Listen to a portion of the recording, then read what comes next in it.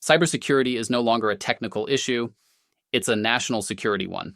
Over the past year, we've spoken to top intelligence leaders, military insiders, and cybersecurity experts from across allied nations.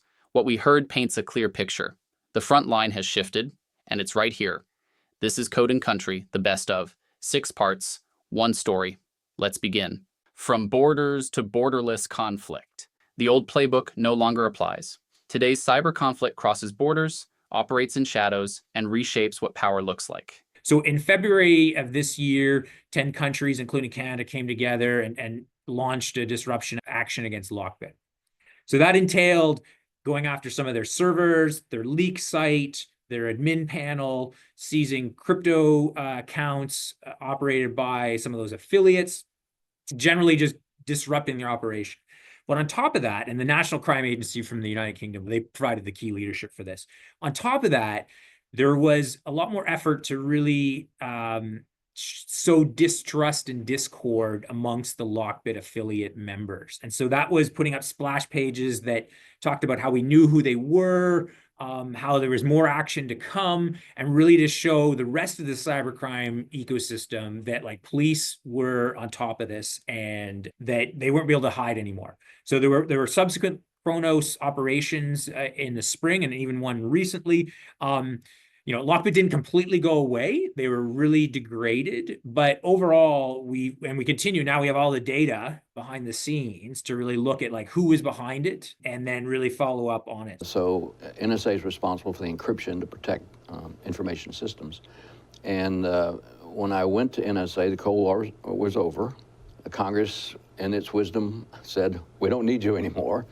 We want to close this apparatus, which had basically been designed to surround the old Soviet Union, and close stations and cut our budget, not allow us to hire.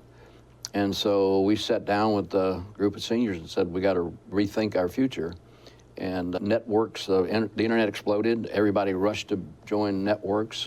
Cyber is a part of every conflict now. And the power of what you can do with cyber exceeds all these fancy weapons that everybody talks about. Almost everything is now run by electronics of some sort. But the targets aren't just governments or militaries. In this new era, the civilian front matters more than ever. The targets are civilian. Banks, hospitals, pipelines, power grids. The systems society runs on have become prime targets, and defending them means involving more than just government. I think the institutions of the federal government in particular have come to view cyber as the major threat. It's taken us a while to get there. And I think it's taken us equally a long time to accept that the federal government is not the sole solution to cyber. We have to involve subnational governments, the private sector, and civil society. They have to protect their physical infrastructure. They've always been expected to do that. Now, obviously, if someone tries to rob them, they could pull in the police or the FBI. So there should be public-private partnership, cooperation to do this, which we've done, again, before. There's really nothing new here. If you're in critical infrastructure and you get regulated by 4 different agencies and they all expect slightly different things, and it even gets worse when you get into international, when you get into like Monetary Authority of Singapore, the UK financial authorities, you're chasing around trying to figure out how to get a standard of standards so you can be compliant. And all that is just drain energy and time that you should be spending on how do I do threat modeling? How do I understand where my exposures are? How do I stay on top of that? Prepare yourself, but not just doing the right things, the patching, the passwords, the privilege management, the backups. All of these contribute to the idea of kind of continuing to raise the bar. But should an incident happen, resilience means that how long will it take you to get back on your feet? Behind every alert and every breach is a human adversary. Let's take a closer look at who's actually behind the keyboard. Inside the chaos, who's behind the keyboard? It's not just hackers in basements, it's organized crime, it's state-sponsored units, it's opportunists. The chaos isn't random, it's strategic. We get intelligence shared from our partners, policing partners, or sometimes the private sector comes to us and they say, we're seeing an attack happen in real time or just about to happen, it's imminent. And what we will do is we will reach out to the victim, and often through our police partners, we'll do that and say, you need to take immediate action. It's more like less spy versus spy, and a little bit more like maybe the cyber cantina at Mos Eisley, trying to really take stock of all the different characters and threat groups that are out there.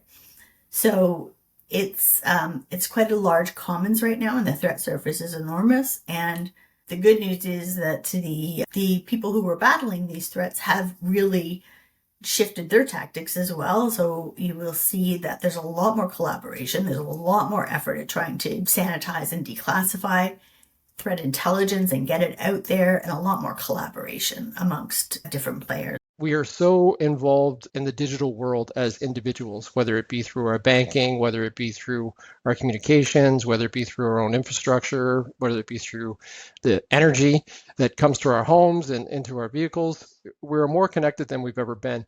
And our adversaries, whether they be state or non-state actors, realize this, and they will continually try to disrupt or somehow take advantage of that. But even as threat actors evolve, many organizations still confuse compliance with security. That mistake is costing them.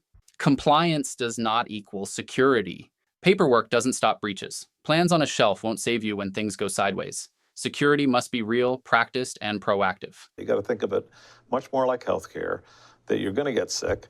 The other thing is that, 80%, despite all the times we've taken to tell people to look at the inside of the network, 80% of the cost is still going toward firewalls and perimeters and things like that, right? And if you look at a budget, probably a CISO should spend half his money on finding the intruders that are already in your network and the other half on the perimeter. Because if you're not compromised, then you don't exist, because everybody is. And, if you look at all the big hacks that are the OPM hack years ago and those things, all those things had dwell times in the 200-300 day range, right? The way attacks happen, they just don't come out of blue. I mean, they penetrate, they stay. Too often, though, what happens is the company is, let's say it's a client of the firm, or they just know someone who knows someone, and they come to us after a day or 5 days of trying to deal with the problem themselves. And that's when they realize there's a legal component to this we don't understand. And that's where I come in and say, oh, it's worse than that. Because we also need to structure all of this in a way that protects legal privileges as much as we can, and make sure that you have a free hand to deal with this without worrying about the paper trail you're creating. So the short answer is, usually I get brought in later than I would like to be, and I have to sort of help undo some of the things that have already been done.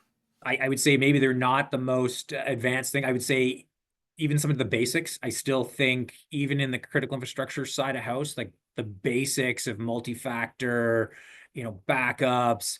And when I go to the base, I talk about having like a good cyber incident response plan. I know most of them have it, but exercising it, right? Like I think we've moved away from where we can have a plan on the shelf where you should be exercising with the right people regularly. And from a law enforcement perspective, going back to when I talked about, like, we used to have a situation where victims wouldn't take our call. And now, as AI transforms everything from business to warfighting, the threat and the opportunity only grows. AI, deepfakes, and the next frontier. We're at the edge of a new frontier. Artificial intelligence will be a force multiplier for defenders and attackers, and we're not ready. We know for a fact the bad guys are adopting this technology as well. We know now a lot of the LLMs are like open, and so anybody can download them and create them, tweak them for themselves. We hear things about worm GPT or fraud GPT. One of the challenges from the law enforcement perspective, and particularly for the RCMP, is when we adopt a new technology or want to adopt a new technology, we got to go through a rigorous process to make sure it's legally compliant, ethically we are using it properly. We do a great job at detecting and responding. We don't do such a good job at preparing and preventing. So I think this is really about preventative security as you go forward. I think that's what I think we as an industry are missing. Now, the good news is I think people are waking up to it and they're catching up. Everybody's really worried about a surge of attacks that comes with artificial intelligence, and I haven't seen that yet. And it's interesting because we're kind of like all waiting. We know this is going to happen. We know it has happened with what we talked about earlier, ransomware attacks, the kind of getting language to a level where it's easier for people to be tricked.